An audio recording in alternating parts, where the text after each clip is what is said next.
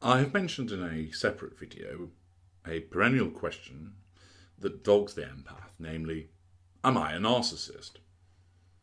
The counterbalance to this is the one where you doubt that the individual or individuals that you have become ensnared with are actually narcissists. You've read my work, you've listened to my videos, but you think, yes, this makes sense. I'm pretty certain this individual is a narcissist. Now, some of you, applying robust logic and with reduced emotional thinking, are in the fortunate position of being able to accept that this person is indeed a narcissist, and therefore you will apply my work without ever questioning whether the individual is one. Good for you. Of course, many of your brethren don't have that luxury. Instead, whilst they recognise the information that has been provided suggests that the individual is indeed a narcissist, and they've worked it out and thought long and hard about it, they still have that nagging doubt. Now, one of course should never doubt the quality of my information. It is always accurate, and I know my kind inside out. I am, after all, the expert. So why is it that despite reading my material and applying the information, that you keep questioning, but what if he isn't a narcissist? What if she isn't a narcissist? What's actually going on here? Well, of course, this is your emotional thinking, which, as ever, is seeking to con you. What it is trying to do is to get you to reject the sheer logic of what you have read. What I would advocate, of course, is that where you do have a doubt, and you might think, well, I'm not the expert, and maybe I've misunderstood what HG has written. There's an easy answer to that.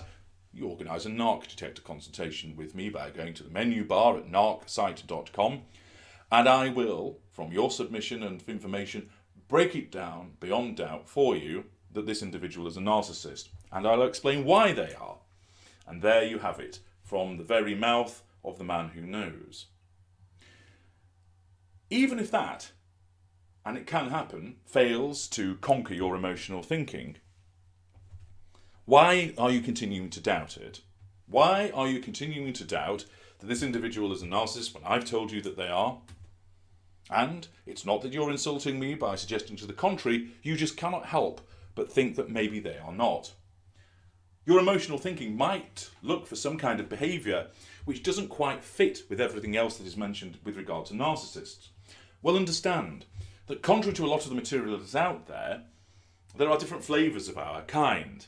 There are very similar behaviours that we utilise, and there are variations on a theme. And just because you have read something about the way that a narcissist behaves, and you've not experienced it, doesn't mean that person is a narcissist. But what happens is, rather than think, well, I've read lots of work and I've found 19 things that the narcissist has done that accord with what narcissists do, but one that I haven't, therefore, on the balance of probabilities, it's quite clear this person is a narcissist, your emotional thinking jumps on the very one thing that plagues you with doubt and keeps saying to you, but he didn't do this, she didn't do that. And therefore, your emotional thinking causes you to think to yourself, this person may not be a narcissist. And then the doubt increases. And rather than look and act on the things which confirm that you're dealing with a narcissist, you start going down the path of looking for answers which tell you that they're not on some mission of self-sabotage. And it sounds entirely crazy, but this is the power of your emotional thinking. It corrupts your truth seeker trait and starts you searching and finding discrepancies or omissions, whilst ignoring the wholesale logic that's staring you in the face. And it does this, of course, because your emotional thinking does not want you to understand that you're ensnared by a narcissist. It does not want you to accept that you are ensnared by a narcissist. Because if you do, you are risking then going no contact. And then if you implement no contact, you will stay away from the narcissist. That means you won't feed your addiction. That means you will reduce your emotional thinking. And your emotional thinking, being the crafty and conniving thing that it is in effect terrified of its own demise and will fight to prevent that happening. And in order to stop you starving it and starving your addiction, your emotional thinking looks around instinctively for anything that will cause you to reject the assessment that the individual is a narcissist. And it will plague you with doubt. It will make you feel guilty for thinking this person is a narcissist. It will make you feel sorry in case that you've got it wrong and that you tar this person with the label narcissist when perhaps they're not. And therefore, your emotional thinking will cause you to ask, is this person a narcissist? And it will convince you, as best it can, that you should continue some form of engagement. And so long as you continue with that form of engagement, you will keep your emotional thinking high, which means it becomes harder and harder for you to accept the person as a narcissist because you are always wallowing in your emotional thinking. You have to accept the logic and accept this person's a narcissist. But then, what your emotional thinking will do, alongside trying to cause you to doubt that this person is, it will then want you to say, well, why have they behaved this way? Why have they behaved in that way? And again, all of that is designed for the purposes of causing you to keep thinking about the narcissist, to talk about the narcissist with your friends, perhaps to even talk with the narcissist to try and ask him, why have you done this to me? What did you mean when you did this? And all of this is a continued form of engagement. What does that do? It feeds your engagement and addiction to the narcissist. It keeps your emotional thinking high. It keeps logic away. So you'll keep doing it and doing it. It is akin to being an alcoholic and keep drinking, because so long as you keep drinking, you're not thinking with a clear head, so you'll drink more and continue to drink. And when you stop drinking and you wake up in the morning, you feel so terrible that you need a drink. So you reach for a drink and then get drunk, and therefore your insight and logic is lost. Your emotional thinking is the same. When you're in the midst of it, you often can't even see that it has a grip on you because it blinds you to the very fact that you are being affected by your emotional thinking because it wants you to lose insight. If you can't see what's happening, you are not going to reject it. And that's where your emotional thinking wants to get you to.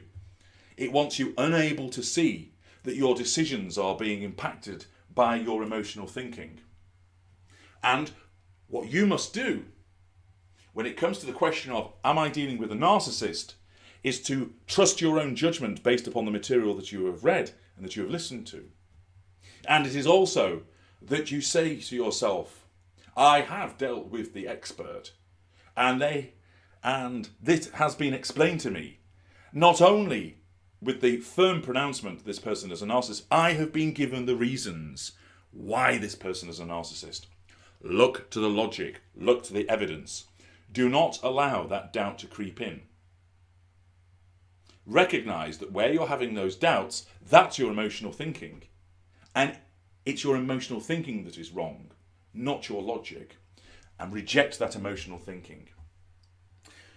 Where you have read my work and reached the conclusion this person is a narcissist, there's a reason you've reached that conclusion.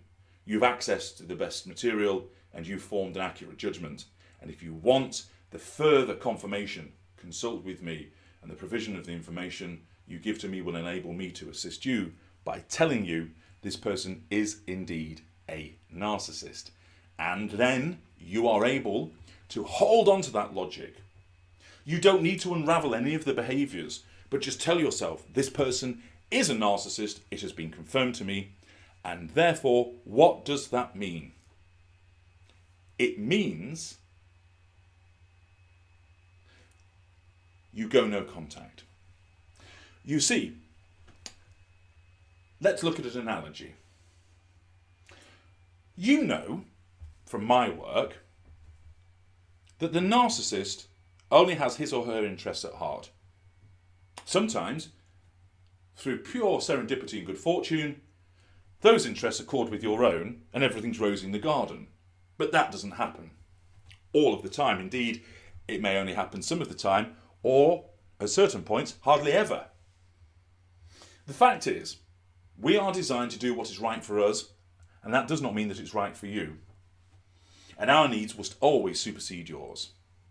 That means that, as I explained, for example, in the video, can you have a successful, intimate relationship with a narcissist? The answer is no. Whether you're primary source or secondary source, the outcome is not a good one, for the many reasons explained, and I invite you to listen to that video or revisit it for the purposes of understanding that. We are narcissists. That means we won't change, we do what's right for us. That means you get hurt, you get abused, you get picked up and put down. Your self-worth is eroded, your self-esteem is attacked, you get beaten up, you get raped, you have your money taken from you, you're socially excluded, you're called names, you're triangulated, you suffer word salad, you're belittled, you're physically injured, your house is burnt down, your car has its windows smashed, its tyres slashed. We make you feel small, unwelcome, hurt, unwanted. Why? Because it is necessary for the purposes of asserting control over you. The narcissist will always behave that way. Yes, there are times when we're wonderful. Yes, there are times when we treat you like the queen, like a king. But it will not last, and it is only because it is what serves our interests.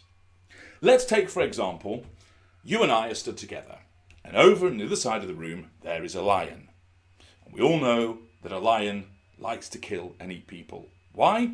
Because it's a lion. But let me say, I say to you, over there, that's a great big rabbit. That's a rabbit, it's a large one, but it's fluffy and cuddly. Go over and pet it. And you'd look at me and think, HG, you're insane. You've gone mad. That's not a rabbit. But I'm insisting it is, just like your emotional thinking is insisting that is not a narcissist that you're dealing with. But you know logically it is.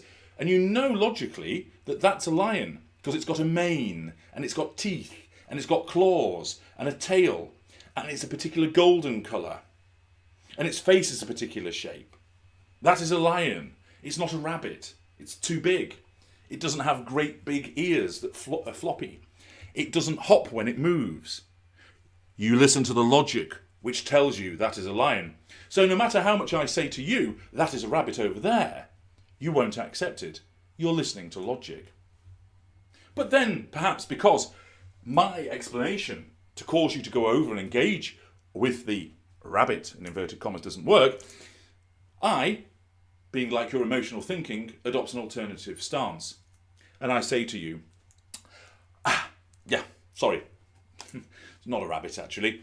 It's a lion, you're right. But this lion has been bred so that it is domesticated and it can't harm humans.